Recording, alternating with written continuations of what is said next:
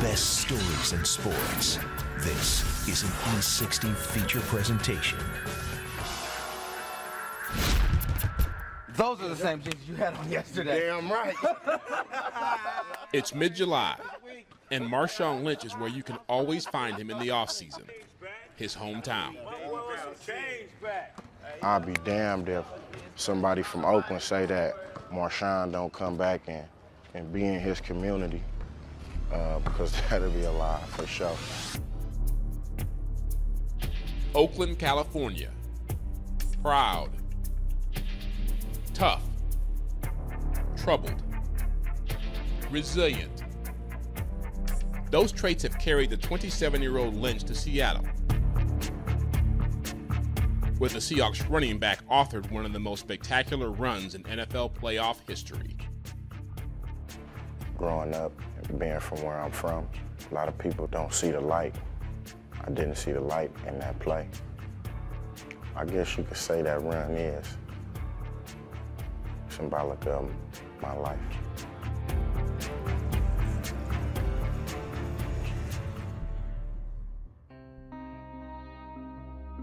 Marshawn Lynch grew up here, in a North Oakland neighborhood called Goldenville. His mother, Delisa, worked 2 jobs to put food on the table and clothes on her children's backs. Her primary job was keeping Marshawn and his 3 siblings off the streets. Where we lived at, they weren't allowed to go outside of the gate. I'll just put it like that. We lived in apartments where they had a front gate and a back gate, and they were not allowed outside of either one. So that's how tough it was. If you take a couple blocks down right here, you're gonna hit San Pablo. That's where you could catch your prostitutes at. But just all through this little 4 or 5 blocks right here, I mean, all type of drug dealing going on, you know, shootings, killings. The neighborhood wasn't the only thing in Marshawn's life that was tough. He rarely saw his father, who was in and out of prison. He don't want people to let him down. So it's hard to get inside that zone with him. If you can get in that little zone, in that little shell, you're good. He'll love you for the rest of your life. But if you let him down, he holds grudges. Yeah, Coach Steve said that one thing that he saw in you early on was that if you trusted somebody, you do anything for them. But if you didn't trust them, yeah. My bad, bro, but why do you think you have your guard up against certain people? I think it started earlier when moms would be like, oh, I'm finna take you over here to your dad's house. And when I get there, my dad like, oh, okay, I'll be right back. And then you don't see this guy for like 2 days or something. And then after a while, you build up numb feelings to that. So you start to expect like the worst out of people. What do you think you miss not having a dad around? I don't think I miss nothing. My mama would play both parts. And Marshawn would play football. By his senior year at Oakland Tech High School, he was a local legend, having earned Super Prep All-America honors and the nickname he carried for life, Beast Mode. What does it mean when you go into beast mode? I don't know. I don't know how to go into beast mode. You find out what's in you when it just come out. I'll give it to number 2, Mr. Lynch. It came out in the final game of his high school career. Lynch touchdown. The Oakland League Championship. Lynch scored 5 touchdowns. Here comes Mr. Lynch. We got a game. None bigger than this. Late in the 4th quarter, a run that put the game away. Pure beast mode. Oh my goodness, Lynch.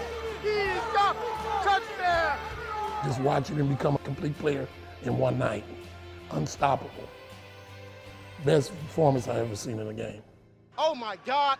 If my lineman wasn't so good, oh my God, I don't know what to do. But he did know where he was going to play college football. Cal Berkeley, just 15 minutes from his home. In his junior year, he earned first-team All-America honors and declared for the 2007 NFL Draft, where the Buffalo Bills selected him 12th overall. I didn't know what to expect. I just knew I was going to New York. I thought I was going to be out there with with Jay-Z. And then when I finally landed in Buffalo, oh man, it was like slush on the ground, just finished snowing. I ain't know nothing about no snow.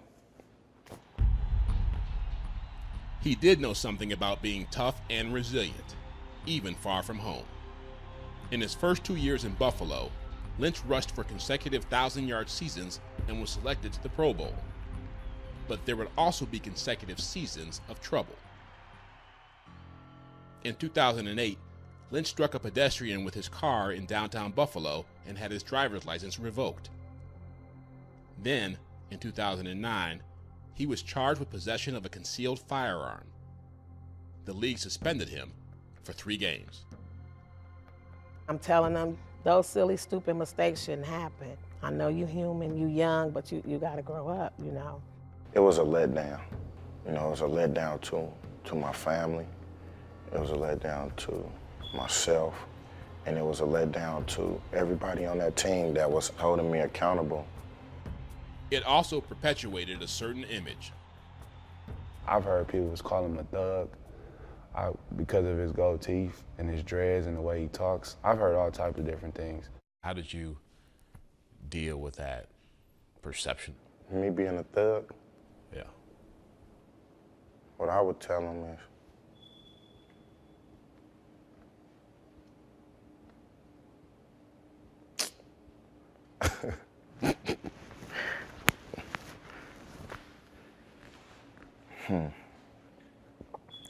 the perception of me being a thug. I would like to see, them grow up in project housing authorities, being racially profiled growing up, sometimes not even having nothing to eat. Sometimes having to wear the same damn clothes to school for a whole week. And then all of a sudden, a big ass change in their life, like they dream come true to the point where starting their career at 20 years old when they still don't know shit. I would like to see some of the mistakes that they would make.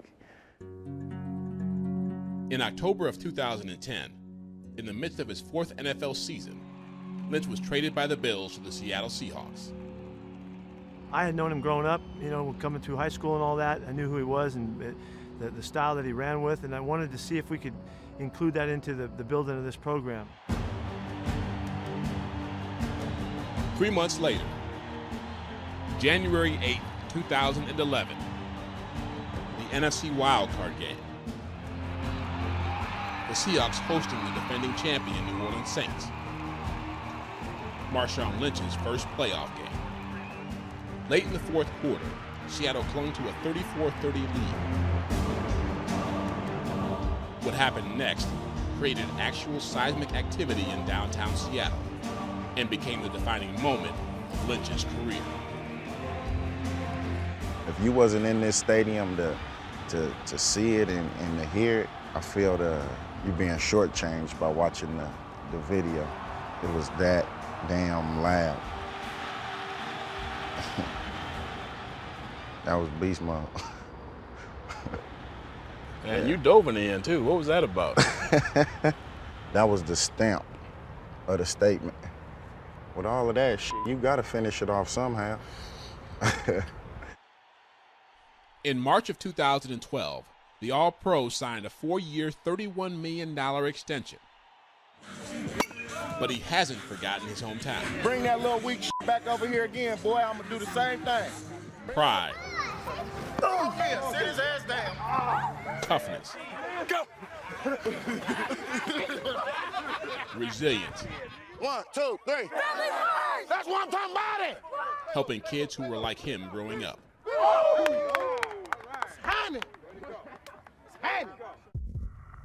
Even trouble. On July 14, 2012, Lynch was arrested in Oakland for driving under the influence. Hours before the start of his youth football camp, he was in a jail cell. when I was out, went right to my camp, seen all those kids' face, and it was just like damn, I'm finna have to explain to these kids that, you know, I was in jail because I made a dumb decision. The case is still pending, and Lynch has not been suspended by the NFL. Oh, well, you know what, man? I don't know what's in store for me. I don't know what tomorrow gonna bring. Only thing I could do is continue to strive to be the best me that I could be. Now in his 7th NFL season, Marshawn Lynch carries with him all he has learned from his hometown. He is Oakland, and so is the moment that defines him. Growing up, being from where I'm from, a lot of people don't see the light. I didn't see the light in that play. Went forward, ran into some trouble, being on food stamps, living in the projects, running head first into linebackers. Started to play football. Things opened up for me a little bit. Breaking a couple more tackles, going to jail, getting in trouble. Coming out of that, touchdown. I guess you could say that run is symbolic of my life.